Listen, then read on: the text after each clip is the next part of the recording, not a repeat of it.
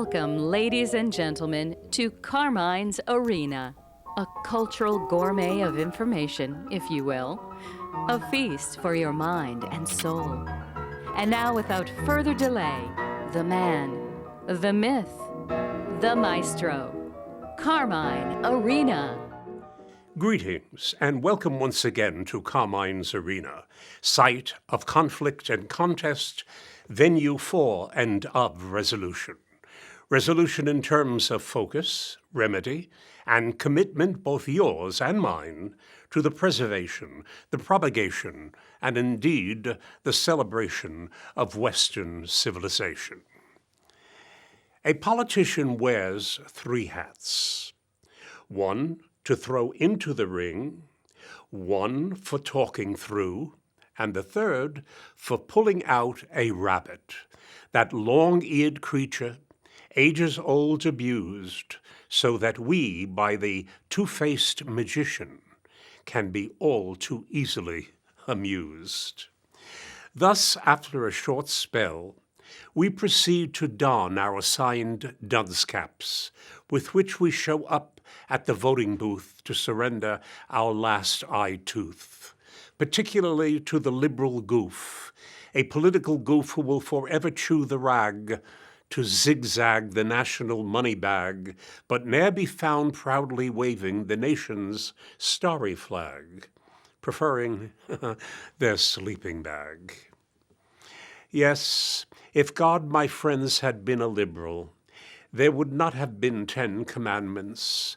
There would have been 10 suggestions instead. Hence, we're left toothless and suffering indigestion night long, with indiscretion and self-oppression, and they who never tire of belly-aching.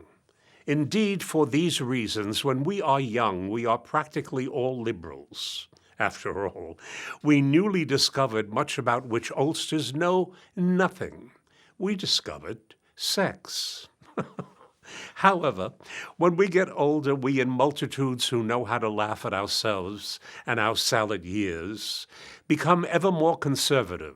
We learn at varying pace that our godless power, or I should say godless world, asserts local power in the eager absence of authentic authority. Thus, we are endangered by practicing an amoral relativism, which ironically loses any sense of the immoral.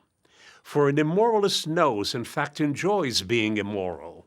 The amoralist recognizes no prescription, and if he or she encounters obstacles, the obstacles are skirted or politically addressed to be declared sexist, racist, or surrealist, and all handed over to expert lobbyists, those experts who to conservatives are understood as X being an unknown quantity, and spurt a big drip. These propagandists practice a fatherless anarchy with cold passions resistant to human warmth, human compassion, or human love, for anything resembling love is soon diluted in their muddle and ultimately dissolves into cold-hearted, unquenchable lust. Ah, yes, lust, the artificial heating system of an icy soul. A soul which shivers from urges which each and all of its merges particularly with innocence, invited to splurge their purity unto its splurging perch, smack up to betrayal. This betrayal is far more than an exercise of fleshly sin. It is the desecration of sinlessness, of innocence, of reverence, and the agony of tomorrow's conscience. In Dante's Paradise Lost, the lowest cycle of hell is turned to ice. Identity surrendered until little remains except the reality of biting pain. Inferno no longer yielding up flames, but chilblains. This ninth and lowest level is reserved for traitors, Judas along with Satan, and traitors and traitorous others who betrayed God, and as such betrayed their very own humanity. Their humanity betrayed, their selfhood, their identity. Their squandered warmth is now to be found in this frozen nether pit of nitwit illicit. I recall quite vividly when we once walked steadily across narrow paths, which would eventually empty onto broad fields of learning. Today, we unsteadily tread upon blurred avenues which lead to stumbling and bumbling yields of ignorance. Ignorance daily practiced whilst fumbling to amass insignificance.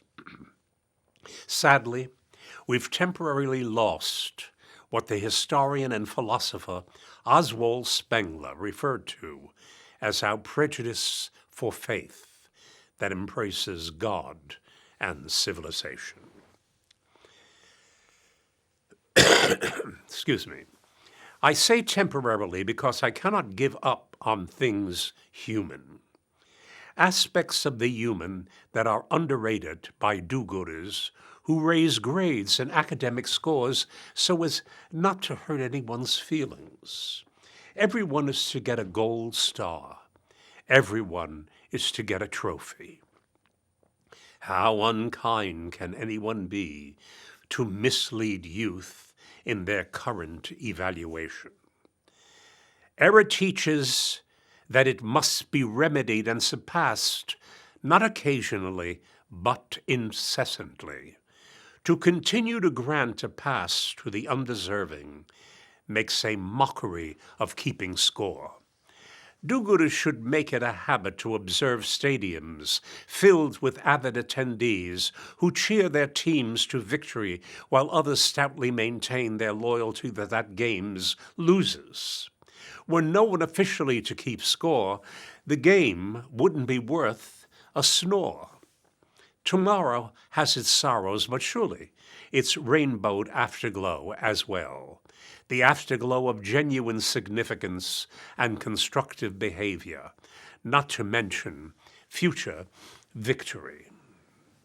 Hear now this story which rises to a quantity called a parable, and from which do-gooders may draw a memorable lesson. One day, a rabbi who headed a well-attended synagogue called in his sexton. A sexton in this instant being a lay person who takes care of the edifice and its contents of religious articles.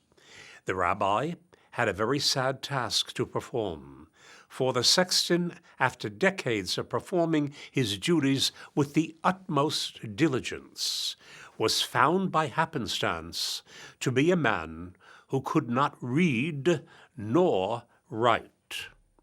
Jewish law, said the rabbi to his sexton, had a prohibition against illiteracy, and consequently his formal and official relationship with the synagogue required that it be severed. Needless to say, the now former employee was crushed and left wending his way homeward to his wife, who heard the news with shock but not bitterness. God's laws were not to be questioned. They were not suggestions nor helpful hints, but were commandments. His former job required literacy. He was illiterate. End of story. She embraced and comforted her husband and told him that they together would find a solution. It wasn't too long after that his wife found the silver lining of opportunity. It was her advice that they take their savings and open a tobacco shop, where her husband's very own mixture of pipe tobacco would be available for purchase. Heretofore, his secret mixture was given away as beautifully wrapped packets to friends and or family on holiday occasions. They'd inquire what the aromatic mixture contained, but the ex-sexton kept the recipe of this elixir close to his vest, so to speak.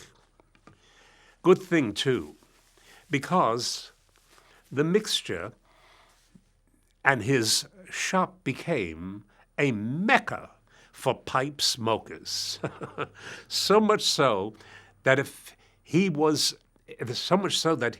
gently forced to open another and another and another shop, till there were a chain, mind you, of 25. His success sparked attention from the region's newspaper.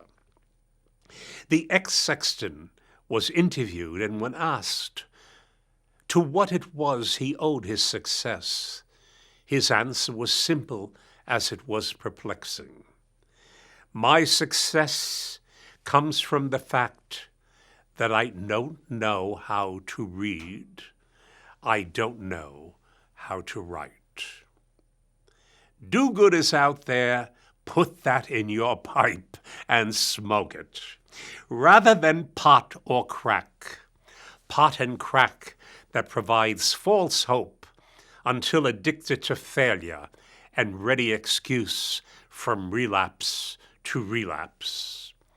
I believe firmly in compassion, but let's not, for example, confuse heroin with the hero, crack for cognac, nor confuse the goody-good with selfhood as frequently misunderstood. No, the goody-good is merely intellectual driftwood. Now let's move forward and in contrast examine true wit. I feel safe in believing that most of you out there are familiar with the eternally richly tanned actor, George Hamilton, who, as tan as he's remained, never appears to wrinkle from the sun-damaged skin, or I should say sun-damaged skin. Quite the contrary. The parable or parables in which he stars are quite personal, but worthy of sharing. Two of my favorites I here unfold for your delectation and the lifetime deliverance from the dereliction of the human factor made fit for duties that lie ahead of each life. In George Hamilton's case, his instinctual abilities appeared early in his youth. Needing money, he decided to get to work. Work, however, on his own terms. He cast about surveying the commercial landscape, and suddenly bells went off. Please follow closely. He applied for work at a nearby florist shop. Entering said establishment, he immediately encountered the owner. "Sir," said George, "will you give me an opportunity to work for you?" Politely refusing, the owner offered the attractive youth his excuses. Business was slower than usual, and that as a consequence, he had to regretfully let go two of his longtime steady employees. He alone now was sufficient to run what was left of his business, attending by himself a cadre of loyal customers. George, ever respectful, said he understood, but offered to work for nothing, saying that he would be satisfied with only 10% of any business he could drum up. "Deal," said the proprietor. George headed for the door after asking the florist for order pads, assuring his new employer he'd be back in a jiffy. In the interim, George Hamilton, the future heartthrob and Hollywood's hail fellow well met, discovered an opportunity others without creative, willing imaginations would have invariably overlooked. And that includes his new boss. You see, or will see, that not too far from the flower shop was being held an automobile show, a show boasting next year's models. The rotating platform upon which spun about displaying spanking new cars also had eye-filling accents. That is to say, the accent of beautiful female models proportionately resting their nubile anatomy on auto hoods, trunks, and in some cases a car's rooftop. About 100 some odd yards away was another car company competing for attention and sales with their own beauteous bounty of feminine pulchritude, teasing helpless macho buyers. Now, George went to work convincing the respective managers of the two shows that they needed banks of flowers to enhance and lend more color to their expositions, saying the other had already ordered $50,000 of bouquets and floral arrangements to adorn these vast spaces. Not to be outdone, they eagerly agreed, and George took their signed orders, promising to return with details regarding delivery. The florist, upon seeing the orders, began fretting as to where to get banks of flowers in time. George said he'd help locate and pin down whatever was necessary to fulfill this remunerative mandate. And, oh yes, George suggested that his boss hire back his former helpers. This was done with those helpers now working overtime. Why not spread the wealth? Needless to say, the orders were filled. This is America, after all. And so the auto exhibitions were soon filled with the essence, fragrance, and visual freshness of nature to accompany the mechanical genius of autos. And let's not forget those bikini-clad darlings who are neither mechanical nor flowering as much as universal, indeed triumphal. When came time to pay up, George, still a teenager, and after some bickering, received 10% of the sales he had promised to drum up. That sum was $10,000. However, instead of squandering that money, a tidy sum even in today's dollars, he, instead of squandering, did some more pondering as to how to grow this bonanza. The bells went off again. George enticed a friend who was a budding, mucho versatile auto mechanic who, get this, really loved working on dings and dents he'd magically get to disappear. George invited his buddy to restore an old Rolls-Royce George had earlier bought at a bargain basement price tag. His friend eagerly agreed and transformed the well-used vehicle back to the masterpiece it was. At which point George contacted the film industry to inform their props department that available was a spanking, sparkling, elegant vehicle to match script requirement, assured the props departments that ready for leasing was his Rolls. That Rolls, no small wonder, appeared in dozens of films, and the leasing costs more than paid for his buddy's repairs, and then some. For all I know, George is still leasing that very same bit of classic glory.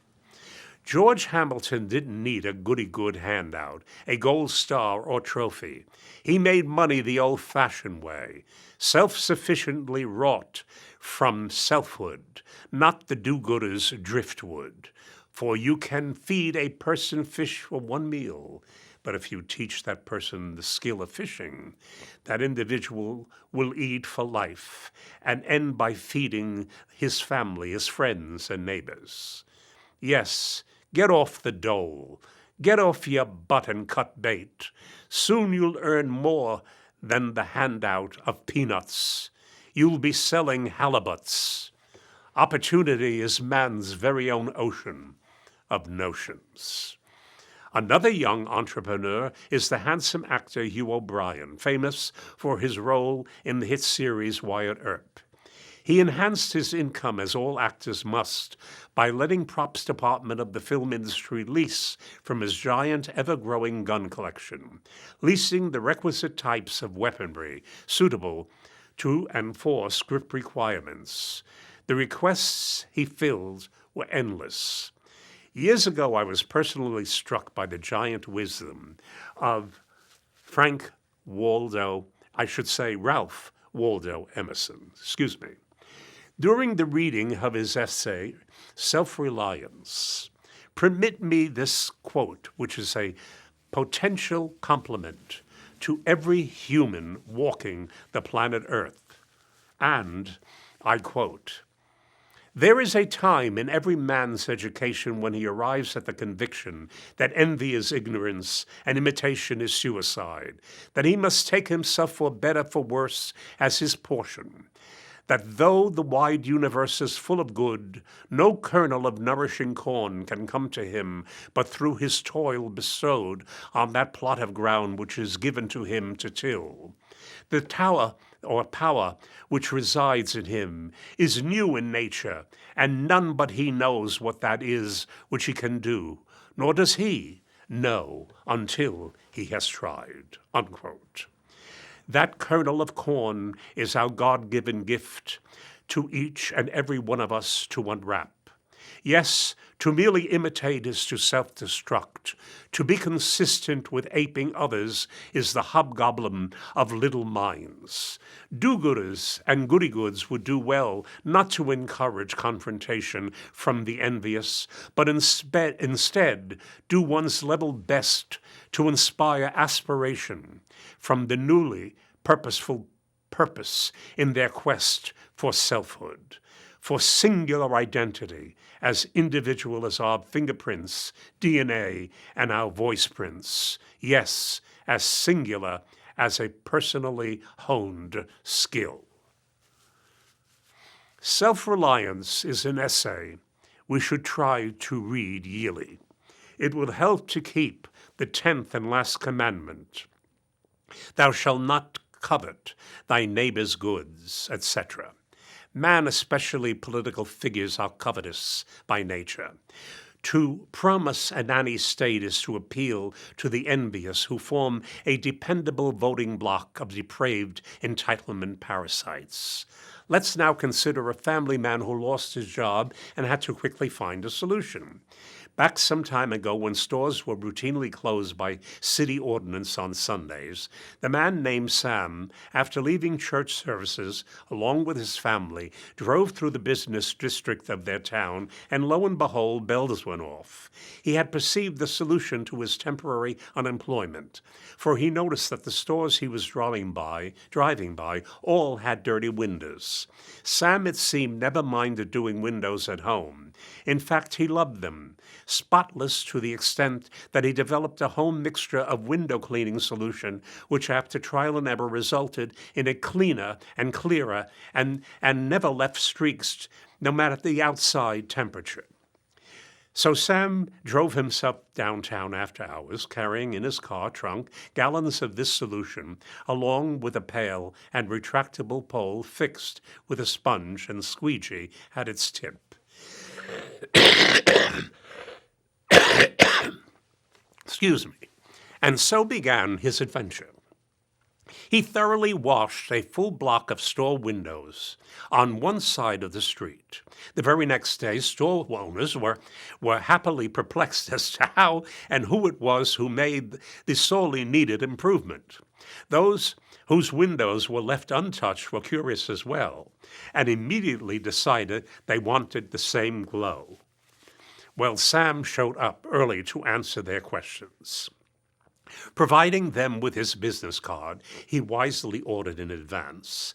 The one block on both sides soon increased to another and yet another, who agreed to monthly washings for a reasonable sum. Soon, very soon, Sam had to hire helpers he'd supply with his magic solution that never left streaks. So successful had Sam become that his temporary business became his permanent source of income. He himself no longer needed to wash windows, but would go about from time to time to check on his, get this, his 20-some-odd employees, who were in turn making a decent serviceable wage and needed little incentive to do a good job for Sam, the man with the solution. Pun intended. I shall now close with a remarkable tale related by the actor Sir Peter Ustinov. Now only a talented performer, but also an incomparable raconteur, never vicious, never cruel, a storyteller par excellence. The tale has to do with a senior officer, German officer, who nearing the end of World War II was commanded by Nazi headquarters to destroy any and all military gear, equipment, and weaponry so that it wouldn't fall into enemy hands, for unconditional surrender was imminent. This officer, Hans by name, decided for the very first time to disobey a direct order. He concluded that Germany was no longer viable and that he'd be returning home to despair and need. He'd have none of it. Therefore, instead of destroying the military material, he secreted, covering everything with cosmoline, a gelatinous grease which protected against rust long term.